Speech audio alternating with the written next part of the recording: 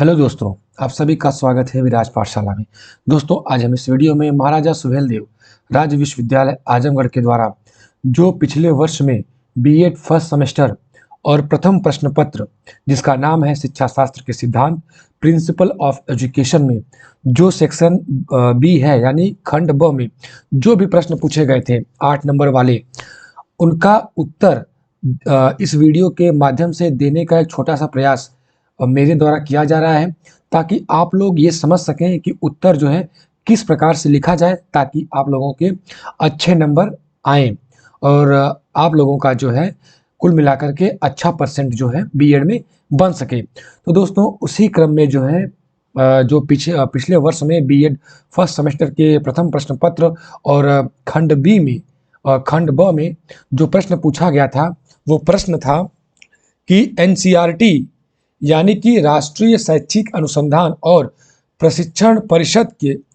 की भूमिका और कार्य पर प्रकाश डालिए। ये 8 नंबर में दोस्तों पूछा गया था, जिसका उत्तर आप लोगों को 200 शब्दों में मिनिमम देना था और 250 से लेकर के 300 शब्द में भी आप इसके उत्तर दे सकते हैं। तो दोस्तों, इसी प्रश्न का उत्तर मैं आप लोगों को इस वीडियो के माध्यम से दूंगा। दोस्तों, आप लोग वीडियो जरूर देखिएगा ताकि आप लोगों को एक मोटा माटी आइडिया मिल सके कि किस प्रकार से जो है प्रश्नों के उत्तर बढ़िया से लिख सकें। तो दोस्तों, आइए जो है हम लोग वीडियो की शुरुआत करते हैं। लेकिन दोस्तों, वीडियो को शुरू करने से पहले आप लोगों से एक रिक्वेस्ट है कि अगर अभी तक आपने हमारे चैनल विराज पाठशाला को सब्सक्राइब नहीं किया है तो दोस्तों सब्सक्राइब कर लें, ताकि इसी प्रकार की इंफॉर्मेटिव वीडियो और कोई भी इंफॉर्मेशन हो आप लोगों तक आसानी से पहुंचाई जा सके। तो आइए दोस्तों, हम लोग देखते हैं कि इस प्रश्न का उत्तर हम लोग कैसे दे सकते हैं। तो दोस्तों, एनसीईआरटी यानी राष्ट्रीय शैक्षिक अनुसंधान और प्रशिक्षण परिषद की भूमिका और कार्य पर प्रकाश डालना है।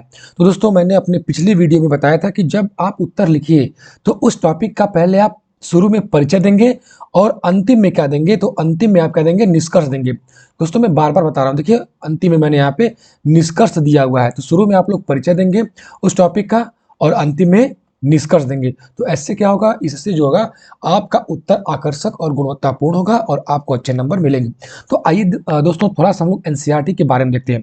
तो राष्ट्रीय शैक्षिक अनुसंधान और प्रशिक्षण परिषद यानी एनसीईआरटी की स्थापना 1 सितंबर 1961 को भारत सरकार द्वारा की गई थी। इसका मुख्य उद्देश्य भारत में शिक्षा की गुणवत्ता को सुधारना और राष्ट्रीय शिक्षा नीतियों के कार्यान्वयन में सहायता करना है। एनसीईआरटी शिक्षा के क्षेत्र में अनुसंधान, पाठ्यक्रम निर्माण, प्रशिक्षण, शिक्षण सामग्री तैयार करने और शैक्षिक कार्यक्रमों के विकास के लिए काम करता है। यह संगठन प्राथमिक से उच्चतर माध्यमिक स्तर तक के छात्रों के लिए शिक्षण सामग्री और पाठ्य पुस्तकें तैयार कराता है। तो दोस्तों, ये रहा थोड़ा सा एनसीईआरटी का परिचय। तो इसकी स्थापना कब हुआ था, तो 1 सितंबर 1961 को। किसके द्वारा, तो भारत सरकार के द्वारा। इसका मुख्य उद्देश्य क्या है, तो भारत में शिक्षा की गुणवत्ता को सुधारना और राष्ट्रीय शिक्षा नीतियों के कार्यान्वयन में सहायता देना दोस्तों, ठीक है। और इसके बाद दोस्तों, जो एनसीईआरटी होता है ये अनुसंधान कार्यों में को बढ़ावा देता है, पाठ्यक्रम निर्माण में सहायता देता है। इसके बाद ये शिक्षण प्रशिक्षण में भी जो है अपनी भूमिका निभाता है। शिक्षण सामग्री तैयार करने में यानी पाठ्य पुस्तकों को तैयार करने में अपनी सहायता देता है और शैक्षिक कार्यक्रम के विकास के लिए भी यह काम करता है। तो दोस्तों, ये रहा थोड़ा सा एनसीईआरटी के बारे में परिचय, इंट्रोडक्शन। आइए दोस्तों, अब प्रश्न की तरफ चलते हैं, देखते हैं कि एनसीईआरटी की भूमिका क्या है। तो एनसीईआरटी की भूमिका जो हमारा पहला पॉइंट है उसको हम लोग देखेंगे। देखिए दोस्तों, मैं थोड़ा सा आप लोगों को बताऊंगा कि आप ज़्यादा से ज़्यादा उत्तर लिखते समय हेडिंग बढ़िया से दीजिएगा और हेडिंग के अंदर उत्तर अपने अनुसार लिखिएगा, लेकिन हेडिंग आप लोग जो है बढ़िया से दे दीजिएगा, उससे अच्छा नंबर मिलता है। तो देखिए, पहला है क्या है, एनसीईआरटी की भूमिका में पहला पॉइंट है राष्ट्रीय शिक्षा नीतियों का क्रियान्वयन। तो एनसीईआरटी का मुख्य कार्य भारत की राष्ट्रीय शिक्षा नीतियों को लागू करना। यह भारत सरकार के शिक्षा मंत्रालय, याद रखना, शिक्षा मंत्रालय के साथ मिलकर नई शैक्षिक नीतियों और कार्यक्रमों को तैयार करता है और उन्हें स्कूल स्तर पर लागू करता है। तो दोस्तों आपको ये याद रख लेना है कि जो एनसीईआरटी की पहली भूमिका है कि वह जो भारत सरकार के द्वारा जो भी राष्ट्रीय शिक्षा नीतियां होती हैं उसको लागू कराना इसका काम है, और उन शैक्षिक नीतियों और कार्यक्रमों को जो ये अपने स्तर पर तैयार भी करता है और उनको विद्यालय स्तर पर जो है लागू कराने का ये काम करता है। इसके बाद दोस्तों भूमिका में एनसीईआरटी की भूमिका में जो है हम लोग दूसरा पॉइंट देखेंगे तो शिक्षा में समानता लाना। एनसीईआरटी का उद्देश्य पूरे देश में समान शैक्षिक अवसर प्रदान करना है। यह सभी राज्यों और केंद्र शासित प्रदेशों के लिए एक समान पाठ्यक्रम और पाठ्यपुस्तकें तैयार करता है ताकि शैक्षिक असमानता को कम किया जा सके या दूर किया जा सके। देखिए दोस्तों, आजकल आप लोग देख रहे होंगे या गौर कर रहे होंगे, अगर नहीं भी कर रहे हैं तो गौर करिएगा इस पे कि हर जगह पर देश में, खासकर भारत में हर जगह पर जो है एनसीईआरटी की पुस्तकों का ही बोलबाला और प्रचलन हो रहा है। और जहाँ पे नहीं भी है, जैसे कि मान लीजिए यूपी बोर्ड की किताबें जो है चल रही हैं, तो जब आप यूपी बोर्ड की किताबों को आप देखेंगे तो उस पर लिखा रहेगा एनसीईआरटी पुस्तकों पर आधारित पाठ्यक्रम। तो इसका क्या मतलब हुआ कि वह भी जो है एनसीईआरटी के पाठ्यक्रमों में माफ करिएगा, अपने पाठ्य पुस्तकों में और पाठ्यक्रमों में एनसीईआरटी का रेफरेंस ले रहे हैं। तो इसी तरीके से एनसीईआरटी की पुस्तकें जो है हर जगह लागू हो रही हैं ताकि शिक्षा में जो है समानता लाया जा सके। दोस्तों देखते हैं इसमें तीसरा पॉइंट क्या है एनसीईआरटी की भूमिका में। तो एनसीईआरटी विभिन्न कक्षाओं के लिए राष्ट्रीय स्तर पर जो है पाठ्यक्रम तैयार करता है। यह पाठ्यक्रम छात्रों के मानसिक विकास, सामाजिक आवश्यकताओं और वैश्विक मानकों को ध्यान में रखते हुए तैयार किया जाता है। तो दोस्तों जो एनसीईआरटी है हमारे यहाँ भारत में, वो राष्ट्रीय स्तर पर जो है सबसे बड़ी संस्था है शैक्षिक क्षेत्र में, और इसका एक काम या कहें कि इसका जो एक भूमिका होती है वो पाठ्यक्रम निर्माण में भी होती है।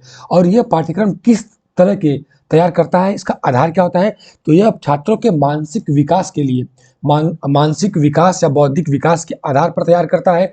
दूसरी जो हो गया वो सामाजिक आवश्यकताओं के अनुरूप पाठ्यक्रम तैयार करता है कि हमें इस समय किस प्रकार का पाठ्यक्रम चाहिए। जैसे कि मैं आप लोगों को एक उदाहरण दे रहा हूँ। पहले हमारे यहाँ क्या होता था कि बहुत पहले हमारे यहाँ हमारे पाठ्यक्रमों में जो है वैदिक चीज़ों को या प्राचीन चीज़ों को बहुत ज़्यादा महत्व दिया जाता था। लेकिन आजकल देखिए हमारे आधुनिक समाज में जो है अब जो है तकनीकी पाठ्यक्रम को बहुत ज़्यादा महत्व दिया जा रहा है। तो वहाँ पर आप देखेंगे ज़्यादा से ज़्यादा इन सब चीज़ों को जो है पाठ्यक्रम में शामिल किया जाता है। तो यही चीज़ कह रहा है कि हमारी समय के अनुसार क्या आवश्यकता है, हमारी सामाजिक आवश्यकता क्या है, उस समय जो है पाठ्यक्रम तैयार किया जाता है। और तीसरा पॉइंट रहा कि वैश्विक मानकों को ध्यान में रखता है एनसीईआरटी, और उस आधार पर भी पाठ्यक्रम तैयार करता है ताकि जो हमारा बच्चा है, जो हमारा छात्र है हमारे यहाँ के, वो अंतर्राष्ट्रीय प्रतिस्पर्धा के लिए तैयार हो सके। इसके बाद दोस्तों एनसीईआरटी की भूमिका में जो चौथा पॉइंट है पाठ्य पुस्तकें तैयार करना। तो एनसीईआरटी की सबसे महत्वपूर्ण भूमिका पाठ्य पुस्तकों का निर्माण करना है। इसकी किताबें पूरे भारत में सीबीएसई सहित अन्य शैक्षणिक बोर्डों द्वारा उपयोग की जाती हैं। ये किताबें उच्च गुणवत्ता वाली और सरल भाषा में होती है ताकि छात्रों को आसानी से समझ में आ सके। दोस्तों यही चीज़ मैं अभी आपको थोड़ी देर पहले बता रहा था, ऊपर वाले पॉइंट में समझा रहा था। जो इसकी पुस्तकें हैं ये राष्ट्रीय स्तर पर और पूरे भारत में जो है चलती ही है, और खासकर जो सीबीएसई बोर्ड होता है वो एनसीईआरटी के द्वारा बनी पाठ्य पुस्तकों को और पाठ्यक्रम को जो है फॉलो करता है। इसके साथ अन्य शैक्षणिक बोर्ड जैसे यूपी बोर्ड हुआ, बिहार बोर्ड हुआ, तमिलनाडु बोर्ड हुआ, यानी कि जितने स्टेट बोर्ड भी हैं वह भी एनसीईआरटी के द्वारा लिए गए रेफरेंस के आधार पर ही अपने पाठ्य पुस्तकों का निर्माण करते हैं। और जो इसकी खासियत बताया थोड़ी सी कि जो ये किताबें होती हैं एनसीईआरटी की वो उच्च गुणवत्ता वाली होती हैं और सरल भाषा में भी होती हैं ताकि छात्रों को आसानी से समझ में आ सके। इसके बाद दोस्तों पांचवा भूमिका जो है एनसीईआरटी की वो है कि शिक्षकों का प्रशिक्षण। एनसीईआरटी शिक्षकों के प्रशिक्षण कार्यक्रम भी आयोजित करता है ताकि वे नई शिक्षण विधियों को समझ सके और छात्रों को प्रभावी ढंग से पढ़ा सके। यह विभिन्न प्रशिक्षण मॉड्यूल और वर्कशॉप्स आयोजित करता है। दोस्तों जो एनसीईआरटी होता है वो प्रशिक्षण में भी अपनी भूमिका निभाता है। यह शिक्षकों के प्रशिक्षण के लिए कार्यक्रम बनाता है और उसमें जो है शिक्षक को जो है प्रशिक्षण देता है, ट्रेनिंग देता है कि आधुनिक आवश्यकता के अनुसार आप किस प्रकार की शिक्षण विधियों को अपनाएं, ताकि जो बच्चा है, जो छात्र है, वो आसानी से चीज़ों को समझ सके। जैसे कि पहले आप लोग सुनते होंगे कि जो शिक्षा थी वो अध्यापक या शिक्षक केंद्रित थी। यानी जो शिक्षा होती थी वो शिक्षक अपने अनुसार बच्चों को शिक्षा देता था। लेकिन आज के ज़माने में, आधुनिक युग में, जो शिक्षा है वो बालक केंद्रित है। यानी जो भी शिक्षा होगी आपको बालकों के रुचियों, अभिरुचियों, योग्यताओं, क्षमताओं के अनुसार जो है शिक्षा देने की बात की जा रही है। यही कह रहा है इसमें कि जो आधुनिक आवश्यकता है, सामाजिक आवश्यकताएं हैं, क्या हैं, किस प्रकार शिक्षा दी जाए, ये सारी चीज़ें जो है एक शिक्षक को एनसीईआरटी कार्यक्रम आयोजित करके सभी चीज़ें जो है वो सिखाता है। इसके साथ दोस्तों जो छठवां पॉइंट है एनसीईआरटी की भूमिका में, वो है शैक्षिक अनुसंधान। तो एनसीईआरटी शिक्षा के क्षेत्र में अनुसंधान कार्य भी करता है। यह विभिन्न सामाजिक और शैक्षिक मुद्दों पर शोध करता है ताकि शिक्षा व्यवस्था को बेहतर बनाया जा सके।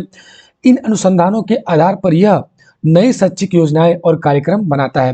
दोस्तों जो एनसीईआरटी है वो जो है रिसर्च का काम भी जो है लोगों से करवाती है और करता है, ताकि ये उसको पता हो सके कि किस प्रकार की जो है ज़रूरतें इस समय जो है शिक्षा में है, और कौन कौन से शैक्षिक मुद्दे हैं जिसमें सुधार करने की आवश्यकता है। गुणवत्तापूर्ण शिक्षा किस प्रकार की होनी चाहिए, ताकि जो है छात्र और शिक्षा में छात्र के मानसिक और बौद्धिक स्तर में सुधार हो सके, और शिक्षा जो हमारी है वो गुणवत्तापूर्ण हो सके। इन सभी चीज़ों को ध्यान में रखते हुए शैक्षिक अनुसंधान कार्य भी जो है एनसीईआरटी के द्वारा करवाया जाता है। इसके साथ दोस्तों जो हमारा एक और प्रश्न इसी में पूछा गया था कि एनसीईआरटी के कार्य क्या है और एनसीईआरटी की भूमिका क्या है। तो हमने अभी तक एनसीईआरटी की भूमिका को देखा, अब हम लोग देखेंगे कि एनसीईआरटी के कार्य क्या है। तो इसमें पहला पॉइंट है कि शैक्षिक सलाहकार के रूप में कार्य करना। एनसीईआरटी भारत सरकार को शिक्षा नीति से संबंधित मुद्दों पर सलाह देता है।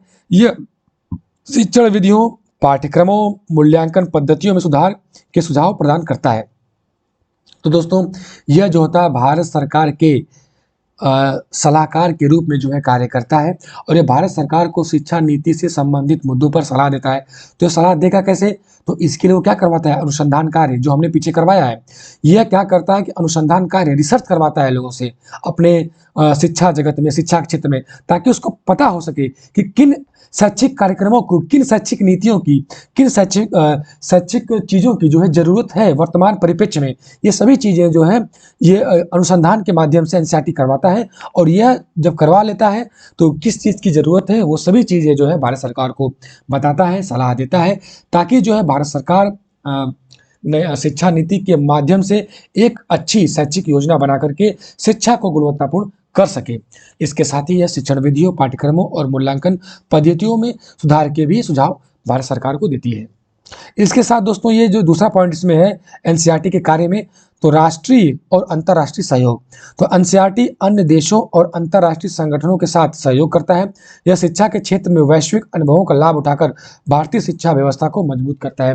दोस्तों ये क्या करता है, जो एनसीईआरटी होती है वो अन्य देशों के साथ, अंतर्राष्ट्रीय संगठनों के साथ, यानी विदेशी संगठनों के साथ ये सेमिनार आयोजित करता है, ताकि वह समझ सके कि किन चीज़ों की ज़रूरत है हमारे यहाँ भारत में, जो विदेशों में हो रही हैं और जो हमारे यहाँ नहीं है। तो वो क्या करता है, विदेशी संगठनों के साथ जो है सेमिनार करके उनकी चीज़ों को अपने यहाँ लागू करके जो है भारतीय शिक्षा व्यवस्था को मजबूत करने का ये काम करता है।